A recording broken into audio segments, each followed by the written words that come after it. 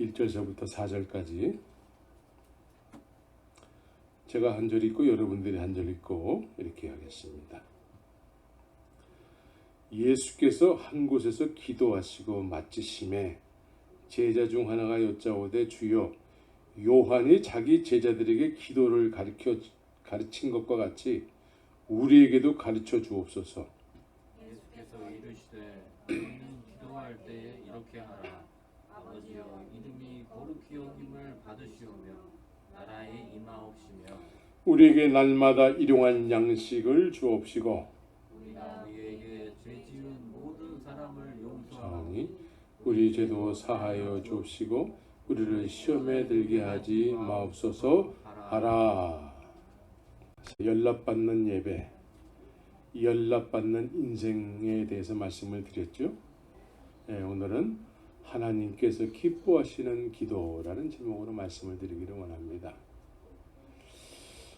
우리의 믿음이 온전한 믿음인지 믿음의 주관자 되시는 분께 연락을 받아야만 하는 것이지요. 우리의 믿음이 온전한 믿음인지를 우리가 우리의 살아있는 인생 속에서 확인을 해야 되는 거예요. 믿음이라는 것은 내 노력과 열심으로 생기는 것이 아니고 믿음이 있다면 진정한 믿음인지 약속을 쫓는 믿음인지 믿음의 행위가 받으시는 분에 의해서 연락이 됐는지 이런 것들을 확인해야 되는 것입니다. 그래서 지금까지 내 인생을 내가 설계하면서 살았다면 연락받은 인생은 인생의 주인께서 내 안에서 나의 육체의 남은 때를 주관해 가시는 것이어야 하는 것입니다. 그래서 그리스도의 장성한 분량으로 거룩이 회복돼 하나님을 닮은 삶을 사는 것이지요. 하나님과의 관계는 아버지와 자식의 관계이기 때문에 아버지는 나에게 항상 있어야 될 것을 미리 아시고 계시지요. 그래서 아버지께서 나에게 있어야 될 것을 미리 아시기 때문에 그러한 아버지께서 내게 있어야 될 것을 아시는 그런 삶을 우리가 사는 거예요. 우리가 그런 삶을 살 때에 염려와 두려움은 있을 수가 없게 되는 것이죠. 그래서 아버지께서 나에게 있어야 될 것을 미리 아시는 그런 나의 삶이 되어야 되는 것이죠. 그래서 결국은 나는 주의 일을 하고 주님은 나의 일을 하고 이렇게 되는 것이죠. 그래서 이것을 성경적인 표현으로는 나는 그의 나라와 그의 의를 구하면서 사는 것입니다. 그리하면 나에게 필요한 것을 다 더하여 주시리라 이렇게 말씀하고 계시죠. 그래서 그의 나라와 그의 의를 구한다는 의미는 아버지께서 소원하시는 일이 있습니다. 아버지께서 이 세상을 향해서 소원하는 일이 있으신데 그 일에 대해서 내가 기업을 물을 자가 되어서 내가 후사가 되어서 성령의 역사하심과 함께 그 일을 내가 감당해 나가는 거예요. 그래서 관심이 늘 거기에 있게 되는 것이죠. 관심이 주님이 소원하시는 일. 그래서 주님이 소원하시는 일에 대해서 우리가 감당하기 시작하잖아요. 그러면 우리 안에 그동안에 고여있던 생명의 물이 이렇게 흘러가는 거예요. 흘러가면 내가 손해가 아니라 나에게 기쁨이 넘치게 돼 있어요.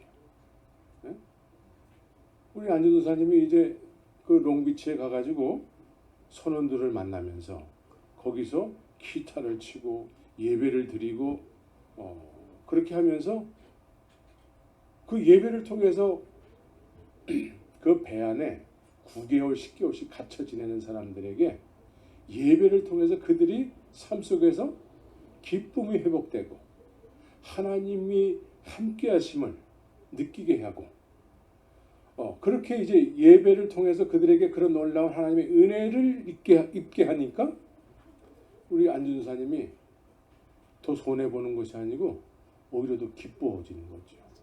예. 그래서 얼굴이 오늘 좀 다른 것 같아요. 예. 얼굴이. 예. 집에 딱 들어올 때 우리 은영 사모가 어휴 당신 왜 이렇게 얼굴이 빛이 나? 예. 예. 예. 그래서 늘 주님의 소원하시는 일에 관심이 있는 것이죠. 그래서 우리가 복음을 증거하게 되면은 내 안에 나도 모르게 어떤 생수가 이렇게 흘러가는 것을 느끼게 돼요. 그래서 5달란트를 받은 사람이 그 즉시로 장사를 했다는 것이죠. 우리가 받은 달란트를 가지고 장사를 하게 될 때에 남기는 어떤 그런 것이 있게 되는 것이죠. 여러분들도 한번 해보세요. 우리 K 집사님도 어저께 장사 좀 했죠? 그러니까 자꾸 장사를 하게 되면 주님의 은혜를 자꾸 값없이 팔잖아요. 값없이 자꾸 판단 말이에요. 주님의 은혜를. 복음 장사꾼이 되는 거예요. 복음 장사꾼이 되면은 내 안에 나도 모르게 기쁨이 넘치게 돼 있어요. 그걸 멈추지 마시기를 바랍니다. 그래서 우리는 하나님의 후사 아들로 사는 것이죠. 그는 이제 마귀는 믿는다고 하는 사람들을 통해서 믿는 것이 아닌데도 믿는 것이라고 여기게 하면서 영적인 물줄기를 다른 데로 이렇게 돌려버려요. 그래서 믿는다고 하는 사람들이 많이 있기는 한데 세상은 자꾸 메말라가는 거예요. 이 마귀가 그렇게 내 믿음이 하나님 앞에 연락이 된 적이 없는 상태에서 계속 믿는다고 하는 거예요. 그래서 예배당은 열심히 다니는데 하나님이 연락하심이 없어서 하나님의 성령의 타치하심도 없고 기름 부으심도 없는 거예요. 그러니까 나는 믿는다고 하는데 내 삶도 메마르고 또 기독교인들이 많이 있다고 하는데 세상은 자꾸 어두워지게 되는 것이죠. 마귀가 믿는다고 여기게 하는 것이죠. 근데 사실은 믿는 게 아니야. 왜? 하나님께서 내 믿음을 연락해 주셔야 되는데 연락하신 적이 없는 것이죠. 마귀는 크게 2가지로 책동을 해요. 세상에 대해서. 마귀는 하나님의 말씀을 변형을 시켜요. 이 말씀은 곧 하나님이다. 태초에 말씀이 계시니라. 이 말씀이 하나님과 함께 계셨으니 이 말씀은 곧 하나님이시다. 이게 이 말씀을 통해서 하나님과 만남이 이루어질 수 있는 것이죠. 이 말씀을 통해서 성령을 경험하게 되는 거예요. 그런데 마귀는 이 말씀을 변형을 시킨단 말이에요. 그래서 말씀을 변형을 시켜서 이단되게 하는 거예요. 이단. 그래서 말씀을 변형을 시키는 사람들, 이 말씀을 가하거나 감하게 되면은 그 사람에게는 저주가 있다고 얘기해요. 그래서 마귀가 자꾸 이렇게 말씀을 변형을 시킨다거나 아니면 믿는 것이 아닌데도 믿는 것이라고 자꾸 착각하게 한다거나 그래서 그런 사람들을 자꾸 쫓아가게 하는 것이죠. 그러면 생수가 되지 못한 물줄기에 자꾸 속해서 같이 떠내려가는 거예요. 이게 마귀가 이런 방법을 주로 사용하게 되는 것이죠. 그래서 장님이 장님을 이끄는 것이 되고 자기도 못 들어가고 들어가고 싶어하는 사람도 못 들어가게 하는 것이죠. 그래서 내용이 없는 껍데기 신앙들, 내용이 없는 껍데기 신앙, 내용이 없는 껍데기 신앙은 바람에 나는 겨와 같은 삶을 살아요. 바람에 흔들리는 갈대와 같은 인생을 살게 됩니다. 시대의 풍조에 따라서 이렇게도 되고 저렇게도 되고 하면서 왔다 갔다 하면서 신앙의 중심이 없어요. 어떨 땐 열심히 하는 것 같다, 어떨 땐 전혀 믿지 않는 사람하고 구별이 안 되는 삶을 살기도 하고. 그래서 이런 분들은 내용이 없는 껍데기 신앙을 가지고 있기 때문에 그래요. 겉은 기독교 옷을 입었는데 속은 여전히 자기 마음대로 사는 것이죠. 그래서 이런 분들은 하나님을 안다고 할지라도 내 수준으로 자꾸 이해를 하는 거예요. 내 수준으로 하나님을 자꾸 만들어요. 그래서 내 소원을 이루시는 능력 있는 분 정도로만 이해하는 것이죠. 그리고 보이지 않는 하나님을 보이는 건물에서 자꾸 찾는 거예요. 보이는 건물. 보이는 건물에서 자꾸 찾다가 이제 나이가 자꾸 먹어가게 되는 것이죠. 그래서 이 예배당에서 하나님을 찾는 사람들, 이런 사람들이 독일에는 과거에는 굉장히 많았어요. 근데 지금 박물관이 됐다는 얘기는 여기저기서 우리가 들어서 익히 알고 있죠. 예배당 안에서 하나님을 찾으면 안 돼요. 예배당은 그냥 예배를 드리는 곳이야.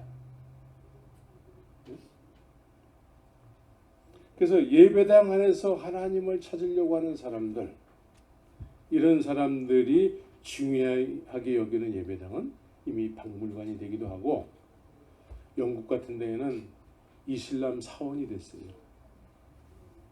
또 어떤 사람은 어떤 데는 술집이 됐어요. 술집 이름이 처치야.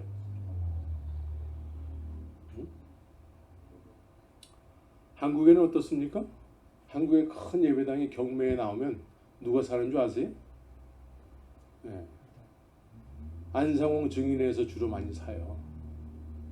안상홍 증인회라고, 그 사람들은 참 어머니, 장길자를 참 어머니래요. 네? 여기도 있어요. 그 사람들 교회 가면은요, 입구에다가 크게 하나님의 교회 이렇게 써놨어요.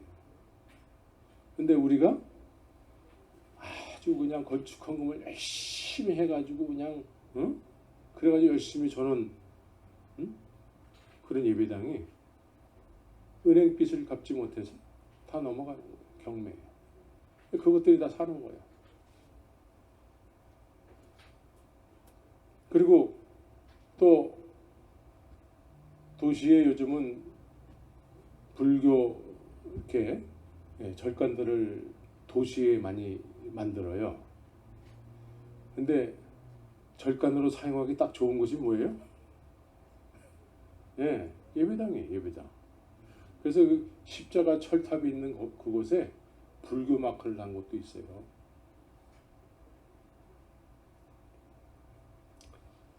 우리는 연락받는 믿음의 인생을 통해서 그리스도의 영을 소유해야 합니다. 그리스도의 영을 소유해야지만 그분의 인도함을 받는 삶을 살 수 있습니다. 그리스도의 영을 소유해야지만 그리스도인의 삶을 살 수가 있어요. 그래서 예수님께서 나를 위해서 죽으신 것, 예수님께서 나를 위해서 죽으시고 부활하신 것을 성령에 의해서 확인하고, 그래서 십자가 복음이 나의 복음이 되어야 되는 것이죠. 십자가 복음이 나의 복음이 돼야 돼요. 십자가는 누구를 위한 십자가죠? 나를 위한 십자가예요. 이 세상에 각박하고 각박한데 누가 나를 위해서, 나의 죄를 위해서 죽어줄 사람이 누가 있어요? 밥 한 끼도 사주기 힘들어하는 세상인데 나 같은 죄인 중에 괴수를 위해서 십자가에서 죽으실 분이 누가 있어요? 오직 예수 그리스도밖에 없죠. 근데 그 일이 실제가 되고 그 일이 나의 일이 됐으면은 이제 그 십자가 복음이 나의 인생의 전부가 되는 것이죠. 그전에도 제가 말씀을 드렸지만, 제가 선교사 생활할 적에 시골 교회를 가면은요, 거기는 개들이 먹을 것이 없어서 갈비가 다 드러나 있어요. 그래서 내가 너무 사람도 물론 이렇게 궁일이 여기는 그런 마음이 있었지만 또 개들도 그렇게 궁일이 여기는 마음이 있어요, 저한테. 그래서 울란바토르에서 짬밥을 그 페인트 통에다가 가득 묻어가지고 그 개들한테 준단 말이에요. 갖다가 줘요. 그러면 그 개들이 말이죠, 배가 땅에 닿을 정도로 먹어요. 배가 땅에 닿을 정도. 그 개들이 또 다리가 짧아. 그래서 개들이 배가 땅에 닿을 정도로 다 먹어버려요. 그래서 그 개들이 말이죠, 저를 얼마나 기억을 하는지. 제가 이제 그 마을에 시골 교회에 이렇게 딱 나타나잖아요. 그러면 아주 몇백 미터 떨어진 곳에서부터 할렐루야 하는 것 같이, 예? 확 뛰면서 막 와요. 제 차를 알아보고. 개들도 자기한테 밥을 한번 주니까 그렇게 그 사람에 대해서 찬송을 하더라고요. 그런데 나 같은 죄인 중에 괴수를 위해서 십자가에서 죽으신 그분 앞에 우리가 별로 그렇게 신경도 안 쓰고 산다 그러면 이건 아직 실제가 안 된 것이죠. 아직 죄인으로 느껴보지 않았기 때문에 그래요. 율법 앞에 한 번도 서보지 않았기 때문에 그래요.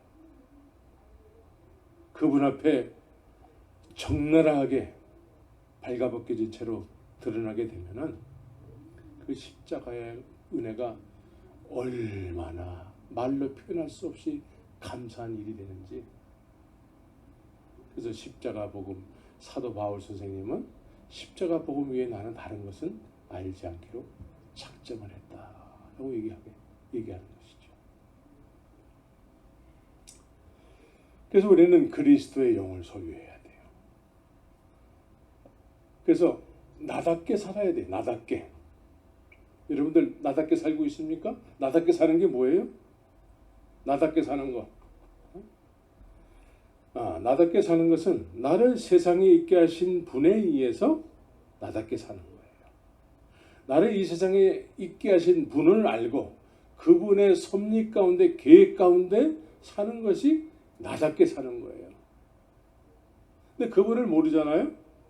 그러면 내가 원하는 삶, 내가 설계하는 삶, 내 인생은 내 거야 하면서 살게 되는 것이죠. 그래서 나답게 사는 것은 나를 설계하시고 내 인생을 이 세상에 있게 하신 분에 의해서 살게 되는 것인데, 그래서 나를 믿는 자는 나의 하는 일을 저도 할 것이요. 네.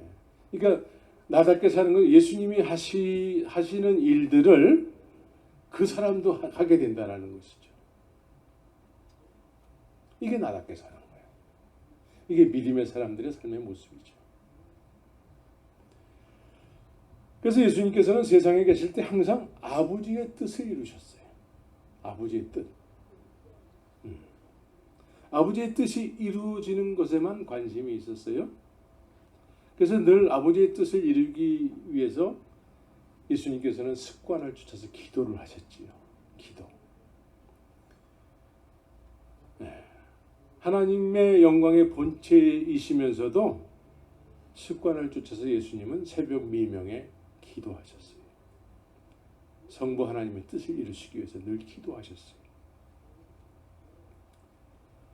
무슨 기도하셨을까요? 아버지의 뜻을 이루기 위한 기도였죠. 그래서 우리는 기도를 해야 되는 것입니다. 기도가 뭐예요? 기도는 예를 들어서 이제 사랑하는 사람이 둘이 이렇게 만났단 말이죠. 전혀 모르던 사이가 어느 날 갑자기 사랑하게 됐어요. 둘만 있고 싶어요. 그럼 둘만 있고 싶으면은 뭘 할까요? 쏙닥거림 있죠. 쏙닥. 다른 사람이 있는 거 있으면은 부담스럽고 둘만 있고 싶을 때 쏙닥거리는 거 있잖아요. 여러분들 젊었을 때 다 해봤잖아요. 네. 그래서 속닥거림을 통해서 자기의 내면을 자꾸 드러내는 것이죠. 상대방한테 자기의 내면을 자꾸 드러내. 서로가 자기 내면 나 이런 사람이 하면서 드러내는 것이죠. 그러다 보니까 이게 뭐예요? 이것도 일종의 기도죠. 기도, 교제. 근데 우리가 하나님을 아는 삶을 산다고 하죠. 믿음은 하나님을 아는 삶이잖아요. 영생은 하나님을 아는 삶이잖아요. 그럼 하나님을 알게 되면은 하나님과 나는 속닥거림이 있어야 될까 없어야 될까요? 네, 있어야 되는 것이죠. 그래서 예수님은 골방에서 기도해라 라고 얘기하시죠. 골방. 나 너하고 둘이 있고 싶어. 네, 둘이 있고 싶어. 그래서 예수님은 늘 성부 하나님과 새벽 미명에 아니면 감람산에서 늘 그렇게 기도에 힘썼다는 말이죠. 그래서 하나님을 아는 것이 영생이요 믿음이라면 아는 하나님과 교제를 하는 것은 당연한 것이죠. 예. 하나님과 교제를 하는 것이 기도가 되는 것이죠. 그래서 기도는 우리가 마땅히 해야 될 성도의 의무예요. 그런데 우리가 기도에 대해서 어떤 개념을 가지고 있죠? 무슨 일이 있으면 기도나 해야지 뭐. 기도나 해야지 뭐. 예? 이 얘기는 뭐예요? 기도를 하는데 전혀 기도에 대해서 기대를 하지 않는다라는 것이죠. 그래서 기도를 하는데 무슨 기도하는지도 잘 모르고 기도를 해도 응답을 받는지 안 받는지도 잘 모르고 그래서 기도를 아주 가볍게 여기게 되는 것이죠. 예. 그래서 성경에도 그런 사람들이 있어요. 예. 그런 사람들이 있기 때문에 우리가 위로를 받게 되는 것이죠. 예? 사도행전 12장에 보면은 베드로가 감옥에 갇히게 됐습니다. 감옥에 갇히게 되니까 교회가 기도를 하는 거예요. 풀어달라고 하나님 앞에. 예? 그래서 하나님께서 베드로를 잠자는 베드로를 툭툭 천사를 동원해서 발로 툭툭 쳤어요. 야 일어나. 성도들이 너 풀어달라고 기도해가지고 내가 왔어. 그래서 툭툭 쳐가지고 베드로를 얼마나 못 도망가게 하냐면 양쪽에 군사들이 이렇게 양쪽에 끼고 있어요. 같이 자 같이 쇠사슬에 묶어가지고. 그런데 그러면 전혀 풀려날 가능성이 전혀 없는 거죠. 그런데 천사가 와서 성도들의 기도를 통해서 야 성도들이 너를 위해서 기도한다. 너 빨리 일어나. 툭툭 쳤단 말이에요. 그래가지고 감옥문이 스르르 열리고 말이죠. 그래가지고 그냥 제정신이 아닌 상태로 나가게 되는 거죠. 그래가지고 이제 모여서 기도하는 마가라 하는 요한의 어머니 집에 이렇게 가게 된 것이죠. 문을 두드렸어요. 툭툭툭툭. 그러니까 조그만 계집아이 로데라는 계집아이가 나와서 막 기뻐했단 말이에요. 베드로가 풀려났다. 열심히 기도했잖아요. 기도했는데 쭉 기도해가지고 이제 베드로가 풀려났단 말이에요. 근데 그 사실을 안 믿는 거야. 베드로의 천사가 왔어. 뭐 네가 그렇게 잘못 봤지 헛소리하는 거야. 얘 로데라는 여자아이한테.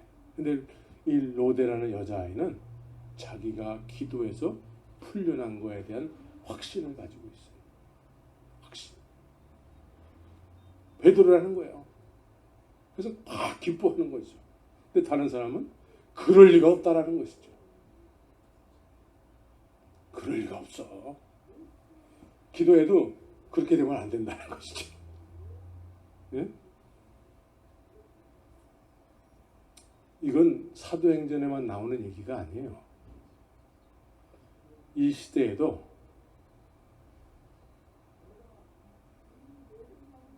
중국의 윈 형제라는 사람이 이제 하늘에 속한 사람이라는 책을 썼어요. 그러니까 80년대, 90년대 이때에는 이제 예배 드리다가 공안이 들이닥치면 도망가기 위해서 막 2층에서 막 뛰어내리는 훈련도 하고 막 그랬대요. 근데 이 윈 형제가 붙잡혔어요. 그래서 광조 감옥에 갇히게 됐는데 똑같은 일이 일어났어요. 다리가 부러졌는데 걸을 수도 없는 상태인데 감옥 문이 열리고 이 사람이 걸어서 나오는 거예요. 아무도 보질 못해. 감옥 문이 열리고. 그래가지고 탈출한 게 아니지, 그냥 그 사람이 그냥 자연스럽게 걸어 나온 거예요. 오늘날도 그런 일이 있습니다. 만에 하나 제가 감옥에 갇히게 되면 여러분들이 기도해서 저를 풀어주세요. 예. 기도는 우리가 중요하게 여겨야 되는 우리의 생명과도 같은 것입니다. 예. 해도 되고 안 해도 되고 하는 것이 아니죠. 기도는 믿음의 사람들에게는 생명과도 같은 거예요. 생명. 그래서 오늘 제자들이 예수님에게 어떻게 기도하는 거예요? 라고 물어봤다라는 것이죠. 그러니까 지금 참 예수님은 기도도 할 줄 모르는 사람들 데리고 그렇게 시작을 하신 거예요. 참 우리에게는 가능성이 더 있죠. 기도도 할 줄 모르는 사람들한테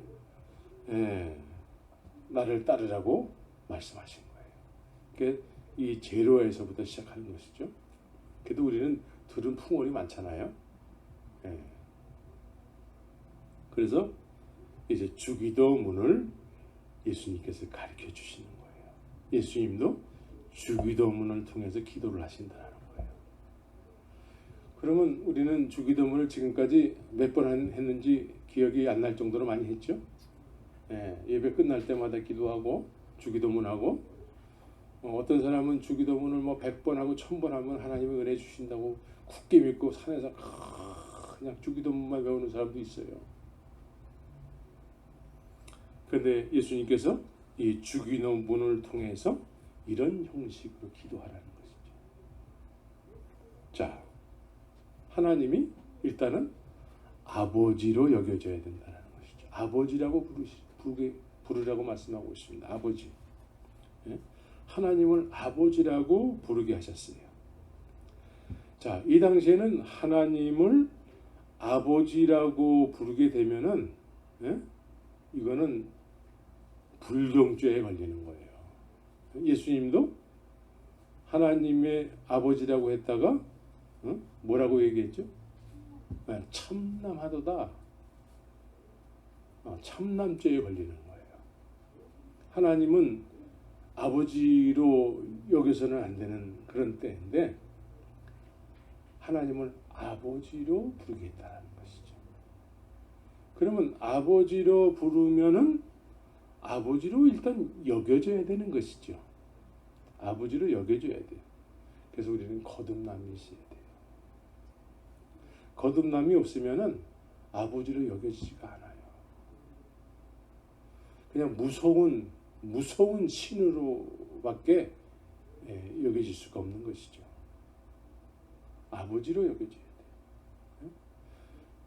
돼요. 아버지의 사랑을 받아보진 적이 없는 사람들, 아버지로부터 폭력을 경험했던 사람들은 아버지에 대한 감정이 별로 안 좋아요.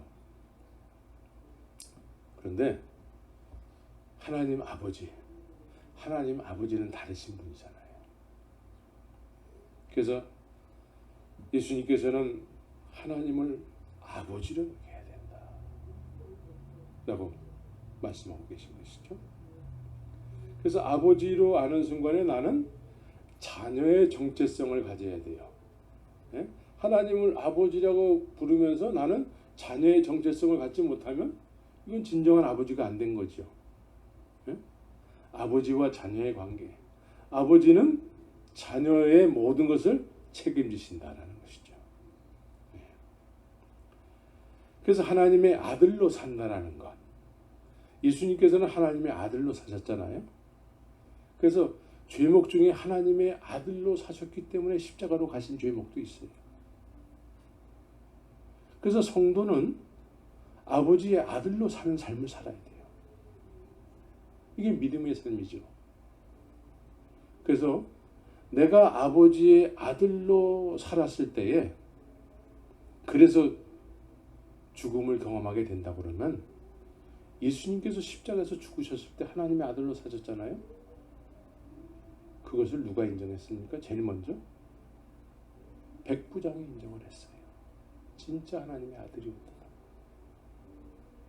우리의 삶이 하나님의 자녀로 살았을 때, 살고 갔을 때, 아, 이 사람은 정말 하나님의 자녀였다. 그래서 세상 사람들이 그 사람을 통해서 하나님을 경험하게 되는 것이죠. 죽음으로 우리가 하나님을 증언하는 것이죠. 그래서 우리는 하나님을 영원롭게 하는 삶을 살아야 되는 것입니다. 그래서 예수님께서는 하나님을 이제 아버지로 여기고 너희들은 자녀의 삶을 살아야 된다는 것이죠. 그래서 이 기도할 때에 하나님 아버지와 자녀의 관계를 기도를 통해서 확인하는 거예요. 기도를 통해서 아무리 말로만 나 하나님의 자녀야 해도 그게 여겨지지 않으면 할 수 없는 거예요. 근데 기도를 통해서 하나님과 자녀의 관계임을 예수님께서 말씀하고 있는 것이죠. 그래서 자녀는 아버지를 영화롭게 하는 삶을 사는 거예요. 네. 어디 가서 내 아버지가 다른 사람들이 막 이상하게 얘기하면은 여러분들이 어떤 생각이 들까요? 기분이 나빠지고 싸움도 할 수 있잖아요. 우리 아버지 그런 사람 아니야. 근데 세상에 지금 내 아버지에 대해서 어떤 인식을 갖고 있습니까? 하나님 아버지에 대해서 세상에 어떻게 이야기를 하고 있죠? 하나님이 계세요? 안 계세요? 여기에 대해서 우린 자녀잖아요. 우리 아버지가 없다고 하는 사람들에 대해서 우리가 증언하는 삶을 살아야 되는 것이죠. 믿습니까? 증언을 해야 돼. 이게 무슨 소리 하고 있어? 나 오늘 아침에도 아버지 만났어. 왜 아버지는 없다고 그래? 이 세상 사람들에 대해서 이렇게 당당하게 증언할 수 있는 여러분들의 삶이 되어야 될 줄 믿습니다. 그래서 우리는 매일같이 하나님을 아버지로 느끼고 나는 그 안에서 자녀로서 늘 아버지와 만남이 있어야 돼요. 네? 그냥 주기도문을 그냥 예배 끝날 때 그냥 빨리 끝나라고 그냥 따발총 쏘듯이 그냥 하늘에게 심하면 아멘 이러고 끝나는 주기도문이 아니라는 것이죠. 네? 그래서 우리 아버지를 거룩히 여김을 받으시오며 이 세상 사람들이 다 하나님을 인정하지 않더라도 나는 늘 거룩히 여기는 내 아버지는 거룩하신 분이시잖아요. 여러분들이 믿는 하나님이 거룩하신 분 맞습니까? 그 명예를 누가 회복해야 될까요? 내가 그 사람 되기를. 자녀가 그 일을 해야 되는 것이 자녀가.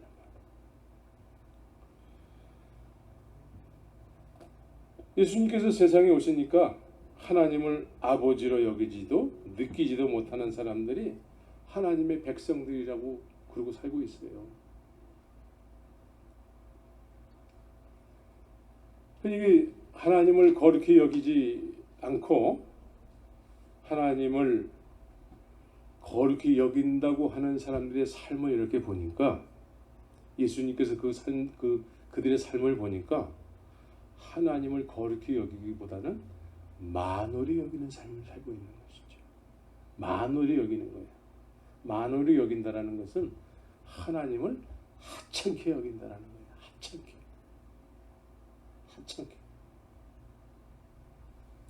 그래서 그 하나님을 거룩히 여긴다고 하면서 사실은 만홀히 여기는 현장을 한번 가봤더니 그곳이 성전이에요, 성전. 거기서 하나님을 위한다고 하면서 거기서 장사들을 하고 있었다는 것이죠. 비즈니스를 하고 있었다는 거예요. 예. 하나님을 거룩히 여긴다고 하면서 예배 드린다고 하면서 그 전반적인 어떤 예배에 참여하는 모든 것들에 대한 이익을 추구하는 장소가 됐다는 것이죠. 그래서 그런 공간 안에서는 누구나 다 높아지기를 원하는 공간이 되어버렸어요. 높아지기를 원하는 공간. 하나님이 거하실 수가 없는. 그래서 하나님을 거룩히 여기는 행위는 우리가 제일 먼저 회개로부터 시작해야 돼요. 회개. 그래야지만 거룩하신 하나님 앞에 우리가 거룩함으로 화답하면서 나갈 수가 있는 거예요. 회개해야 돼, 회개.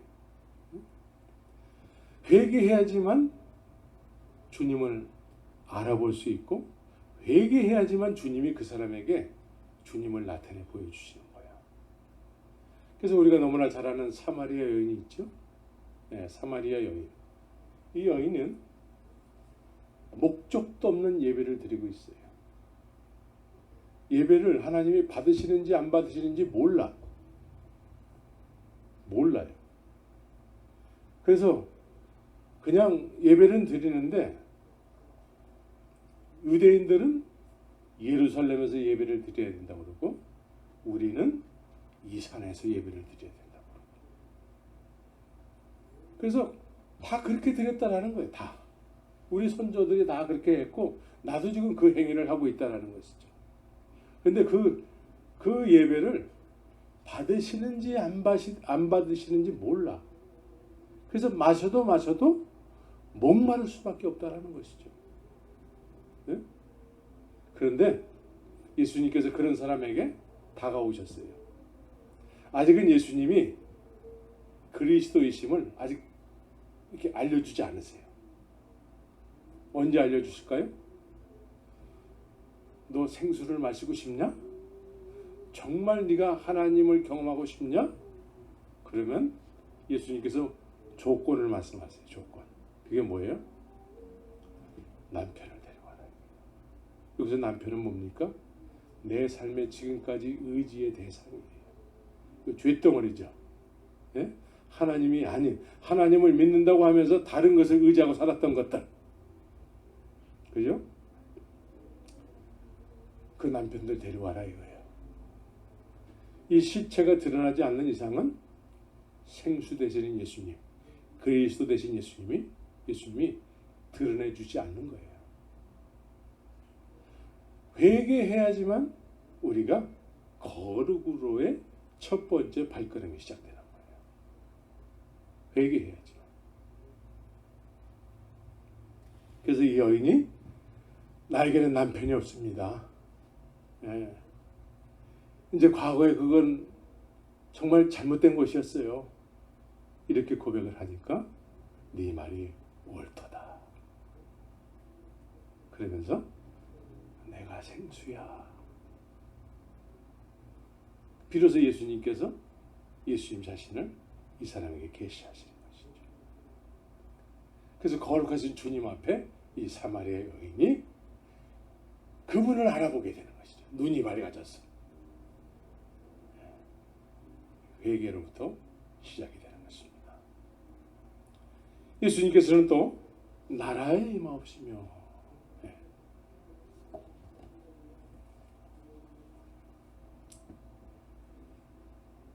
나라에 임하옵시며 여기서 아버지의 왕국이 임하기를 원하나이다. 그 나라를 오게 하여 주십시오. 이게 새 번역과 또 킹 제임스 버전 같은 뜻인데 이렇게 표현을 달리했습니다. 예수님께서는 복음을 천국 복음이라고 하셨어요. 천국 복음. 하늘의 소식이라는 거예요. 하늘의 소식. 하나님의 나라에 대한 이야기를 하는 것이죠. 천국은 하나님의 나라예요. 하나님의 나라가 임하기를 기도해야 된다는 것이죠. 네. 근데 하나님의 나라를 모르는데 하나님의 나라를 임해달라고 할 수는 없는 거잖아요. 하나님의 나라를 아세요? 예수님께서는 하나님의 나라에서 오신 분이고 하나님 나라의 주인이세요. 하나님의 나라에 하나님의 영광의 본체시잖아요. 그래서 하나님의 나라는 개인적으로도 임하지만 또 여러 사람이 모인 단체적으로도 임하게 되는 것이죠.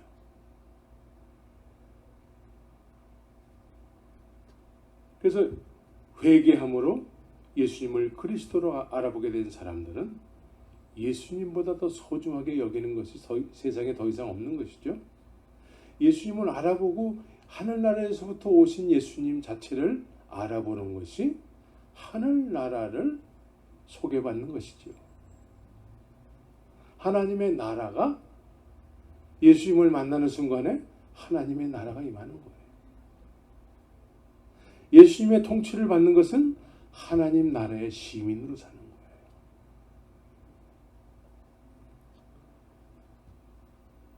근데 이렇게 하늘나라에서 오신 예수님께서 이제 제자들 안에 거하시게 된 것이죠. 천국의 주인을 소유하게 된 것입니다. 그래서 예수님께서는 이 세상에 오셔서 천국을 통치하시고 천국의 주인이 되시고 하나님의 영광의 본체가 되시는 분께서 이제 이 세상에 오신 것은 나를 소유해라. 나는 생명의 떡이야. 나를 먹어라. 나를 소유해라. 그래서 예수님을 소유하게 되면 어떻게 된 거예요? 하나님의 나라를 소유하게 된 것이죠. 하나님의 나라를 소유한 사람들은 하나님의 나라가 이 땅에 절대적으로 필요하다는 것을 알게 되는 것이죠. 하나님의 나라가 절대적으로 필요하다는 것을 여러분들 아십니까? 그러면 어떡할까요? 그 나라가 임하기를 기도하게 되는 것이죠. 내가 원하는 삶이 아니라 하나님께서 이 나라를 우리 지역 사회를 이렇게 통치하시는 그런 꿈을 꾸게 되는 것이죠. 여러분들의 소원이 뭐가 있습니까? 솔직하게 여러분들의 인생의 소원이 뭐가 있어요? 하나님의 나라가 임하는 것입니까? 네. 하나님의 나라가 임하는 것이 여러분들의 인생의 소원이 되어야 돼요. 주님을 발견한 사람들은 다 나중에 그렇게 됐어요. 네. 그런 사람 지금 없는데요? 그런 사람 지금 눈을 씻고 찾아봐도 없는데요? 그럼 어떻게 해야 돼요? 내가 그 사람 되기 간절히 기도하네. 내가 그 사람이 돼야 되는 거예요. 왜? 성경이 그걸 말씀하고 있기 때문에. 그래서 하나님께서는 성경을 통해서 다수를 사용하신 적이 없어요. 다수를 사용하신 적이 없어. 왜? 다수를 사용하면은 하나님께서 사람들이 자기들의 힘으로 했다고 하기 때문에 하나님의 영광이 드러나지 않아요. 그래서 소수를 사용하시게 되는 것이죠. 갈릴리 어부들을 사용하시는 거예요. 네? 그런 의미에서 우리는 가능성이 있을까 없을까요? 있어요. 네. 내가 그 사람이 될 수 있는 가능성이 조금 있을까 많이 있을까요? 많이 있어요. 많이 있어요. 할렐루야. 네?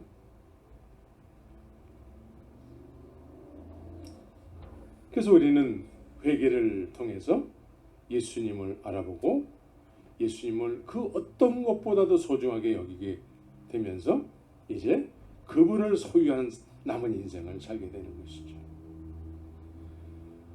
주님은 우리로 하여금 이렇게 되게 하시기를 계획하셨어요. 이 세상에 오신 것은 나를 소유해라. 이걸 계획하시고 오신 거예요. 믿습니까? 예. 그래야지만 우리가 온전한 믿음이 되는 것이죠. 그래서 하나님의 나라의 시민으로 사는 거예요. 예, 하나님의 나라의 시민. 말로만 하나님의 나라의 시민이라고 얘기하는 것이 아니고 실제로 그 나라의 시민으로 하나님의 통치를 받으면서 하나님의 나라가 이 땅에 절대적으로 필요합니다. 이것이 인생의 소원이 돼서 그 일을 위해서 주 앞에 무릎 꿇으면서 늘 그 나라가 임하기를 소원합니다. 이런 기도를 하게 되는 것이죠. 예, 듣고 보니까 그렇죠. 예, 이제 그렇게 해야 되겠죠. 예. 그래서 고린도후서 5장 15절에서는 저가 모든 사람을 대신하여 죽으심은 산자들로 하여금 다시는 저희 자신을 위하여 살지 않고 오직 저희를 대신하여 죽었다가 다시 사신 자를 위하여 살게 하려 하심이라. 우리 중에 누구든지 자기를 위해 사는 자가 없고 자기를 위해서 죽는 자도 없도다. 사나 죽으나 우리가 주의 것이로다. 이를 위하여 이렇게 살게 하기 위해서 그리스도께서 죽었다가 다시 살으셨으니 곧 죽은 자와 산 자의 주가 되려 하심이라. 이렇게 살게 하기 위해서 십자가에서 죽으셨대요.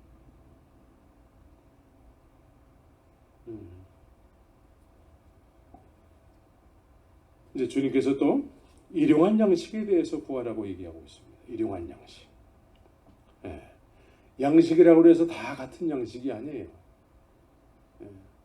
하나님께서 우리에게 일용할 양식을 주시게 되는 것이죠. 예. 왜 일용할 양식을 주실까요? 하나님의 일을 하게 하기 위해서. 하나님의 일을 하게 하는 것이 우리에게 소원이 돼서 그 일을 하게 하시기 위해서 주님께서는 우리의 육신에 일용할 양식을 허락하시는 것이죠. 그런데 구약 성경에 보면은 일용할 양식, 만나와 메추라기를 먹고 그냥 죽은 사람들이 많아요. 일용할 양식은 그냥 배 터지게 먹는데 하나님의 약속은 모르고 사는 거야. 우리가 그 사람 되면 안 되겠죠? 일용할 양식을 늘 꾸역꾸역 먹어요. 예? 그런데 그러고서는 죽었어, 광야에서. 그 일용할 양식을 통해서 하나님의 약속을 이루라고 주시는 건데, 하나님의 약속은 뭐죠? 이런 사람들에게 가나안이 약속이 되어 있는 것이죠. 여러분들에게 약속되어 있는 건 뭡니까? 하나님을 소유하는 거예요. 예수님을 소유하는 거예요. 예수님은 이 땅에 오신 것은 우리로 알고 예수님을 소유케 하기 위해서 오신 거예요. 보혜사 성령으로 소유케 하기 위해서. 그래서 그분을 소유하게 되면은 우리가 육신적으로 밟는 땅들이 다 우리 것이 되는 것이죠.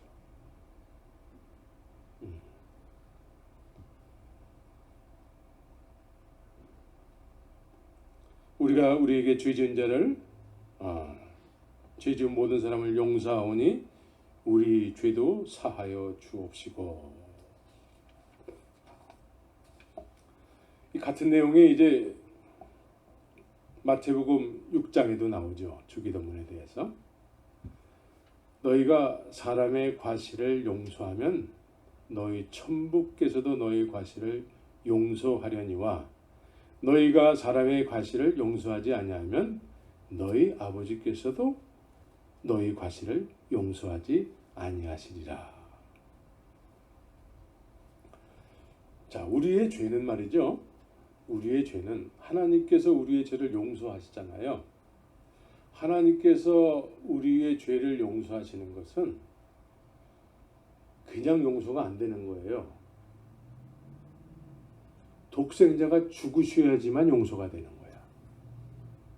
보통 용서가 되는 게 아니라 독생자가 이 세상에 오셔서 나와 똑같은 모습으로 오셔서 죄가 없으신 분이 죄인의 모습이 되셔서 내가 지은 죄를 뒤집어 쓰고 죽으시는 거예요. 그래야지만 용서가 되는 거야. 이해가 되십니까? 그래서 이 우리의 지은 죄는 우리 머릿속으로 주님이 나를 그냥 용서해 주셨어 이 정도가 아니에요. 사실은 독생자가 오셔서 죽으셔야지만 용서가 되는 거예요. 근데 우리 이웃 간의 죄는 어떻습니까? 누가 죽어야지만 용서됩니까? 우리 이웃 간의 죄는 누가 죽어서까지 용서할 필요 없는 죄지요.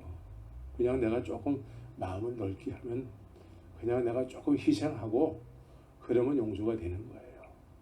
그래 내가 오늘 용서할게.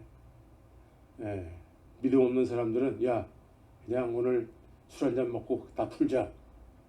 그러면 용서하는 거예요. 근데 교회 안에는 믿음이 없는 삶을 살아가는 사람보다도 더 아주 각박하죠. 용서를 잘 못해요. 우리의 죄는, 하나님께서 우리의 죄는 독생자가 죽으셔야지만 용서가 되는 거예요. 근데 우리 이렇게 해서 용서받아야 되는데 너네들끼리 용서하고 용서를 받고 하는 그런 것처럼 용서해 주시겠다는 거예요. 이해가 되시죠? 너희끼리 이렇게 용서를 하고 주고받고 하는 거 조금 마음이 힘들 수도 있어요. 사실은. 그렇지만 마음을 먹으면은 누가 죽지 않아도 용서를 할 수 있는 것이잖아요.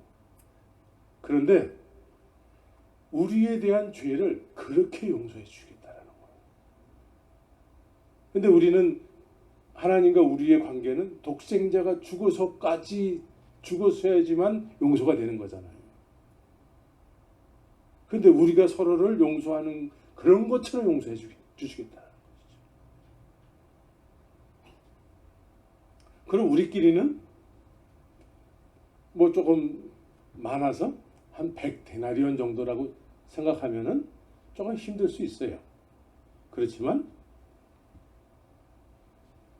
마음을 좀 작정하고, 그래 내가 주님 앞에 지은 죄를 내가 용서받기 위해서 내가 이 정도 희생할 수 있어 해서 용서를 하게 되면은 나도 너를 용서해 주시겠다.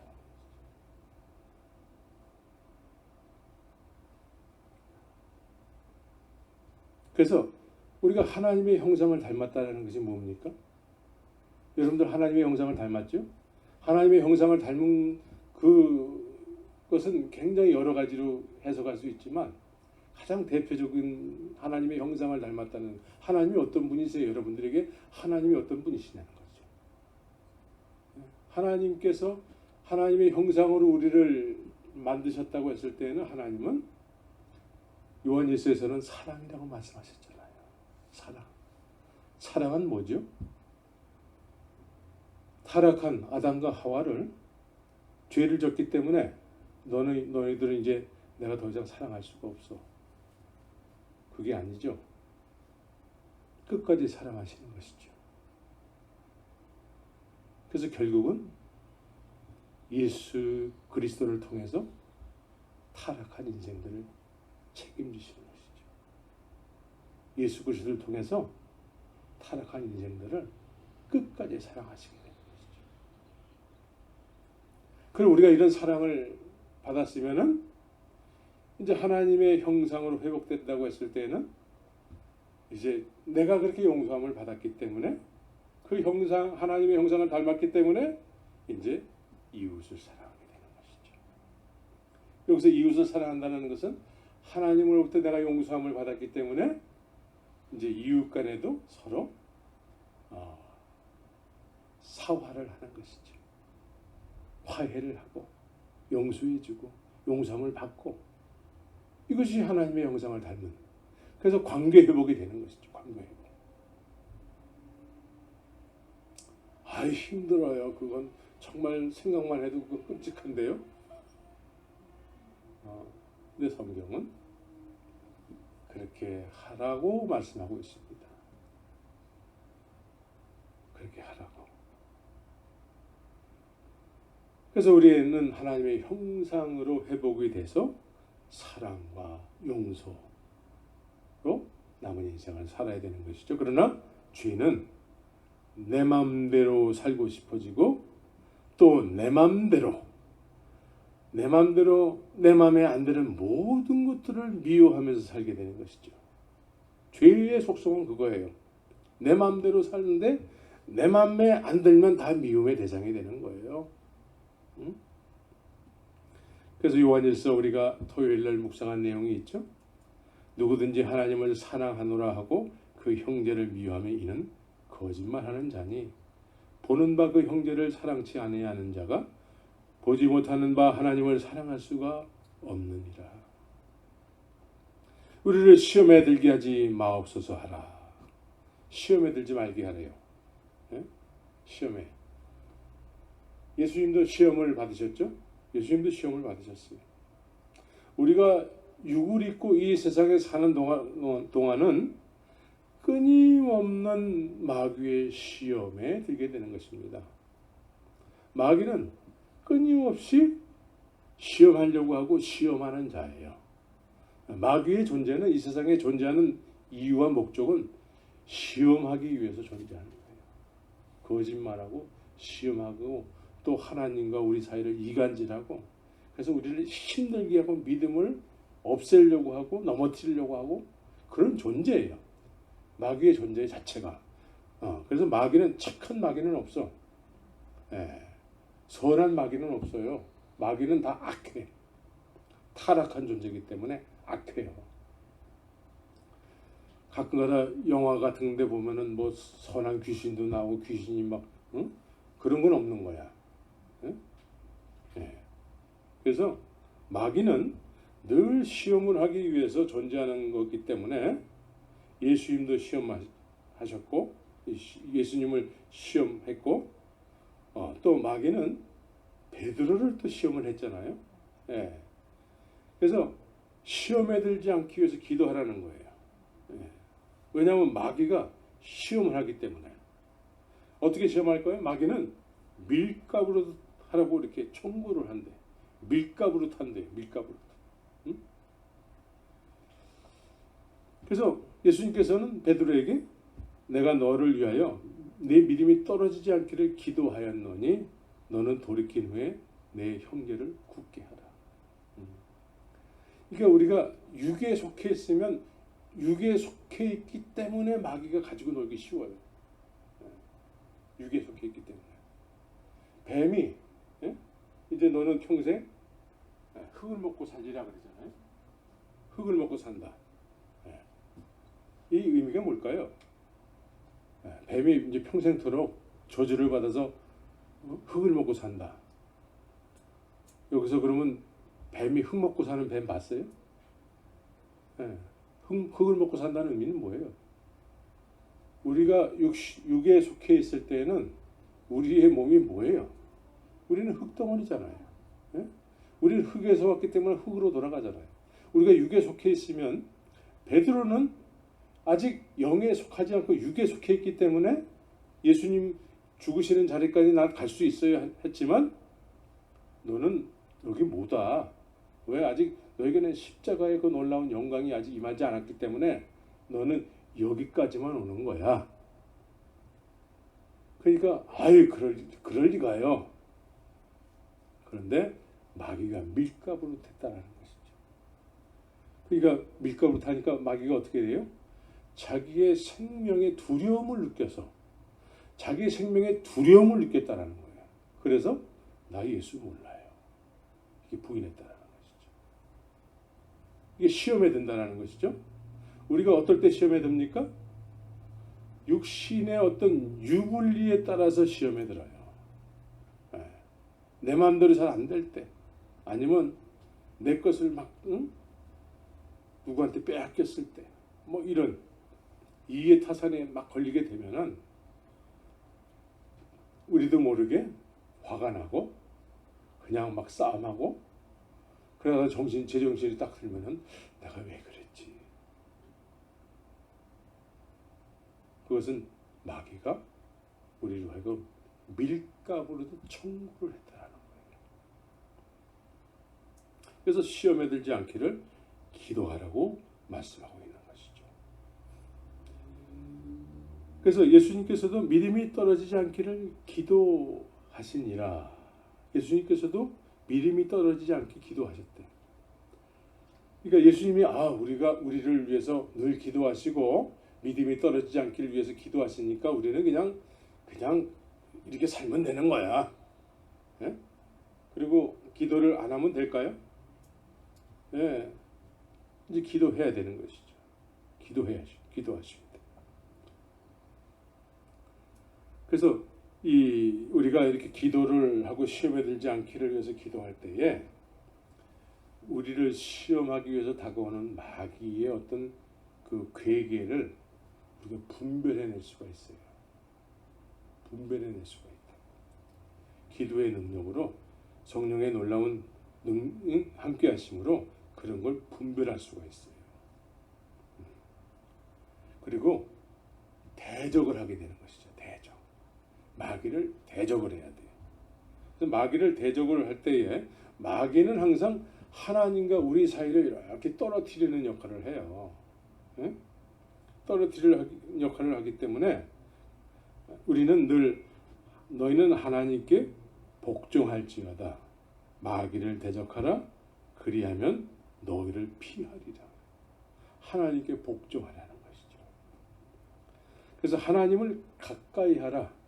하나님을 가까이 하시래요. 우리가 하나님을 가까이 하면 하나님도 우리를 가까이 하신대요. 우리가 하나님을 멀리 하잖아요. 그 하나님도 우리를 멀리 하세요.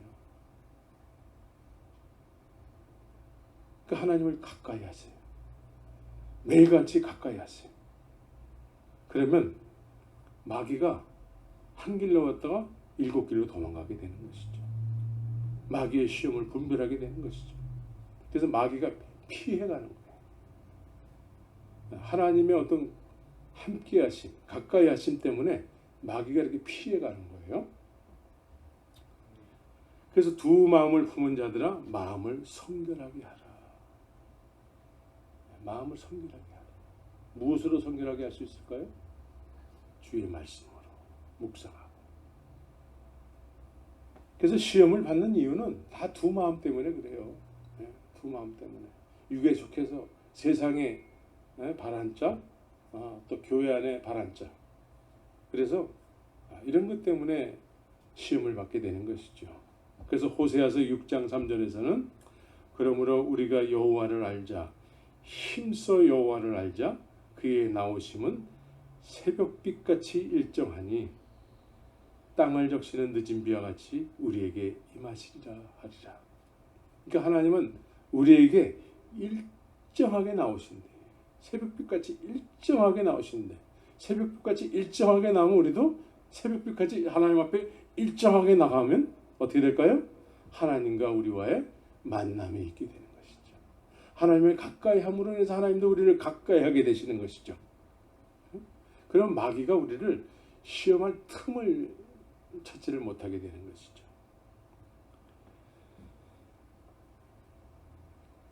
우리가 이 세상에 존재감이 없고 또 세상이 믿음을 삼킨 것 같은 그런 현상이 도처에서 지금 있습니다. 이것은 왜 그럴까요? 믿음의 사람들의 기도의 부재이기 때문에 그래요. 하나님을 가까이 하지 않기 때문에 그래요. 축구 경기보다도 못하게 여기는 예배 때문에 그래요. 하나님과의 관계의 단절이기 때문에 그래요. 기도의 부재는 하나님과 우리 사이에 마귀가 존재케 하는 거예요. 그래서 하나님과 우리 사이에 마귀가 존재하게 되면은 큰 구렁이 있게 되는 거예요. 천국과 지옥 사이에 큰 구렁이 있대요. 그것처럼 우리가 이 세상에 속하여서 살게 되면 하나님께 속한 어떤 그런 세계하고 큰 구렁이 지게 되는 거예요. 기도에 힘쓰시기 바랍니다. 그래서 하나님을 일하시게 하는 사람들이 돼야 돼요. 하나님은 지금 일하시고 싶어 하세요. 믿음의 기도를 통해서 일하시길 원하세요. 병든 자를 고치길 원하시고, 예? 하나님께서는 일하시길 원하시는데 믿음의 사람을 찾을 수가 없는 것이죠. 믿음의 사람은 기도의 사람이죠. 예, 여러분들이 기도에 힘써서 하나님과 함께 남은 인생을 동행하시는 놀라운 축복을 누리시기를 예수의 이름으로 축원합니다. 같이 기도하겠습니다.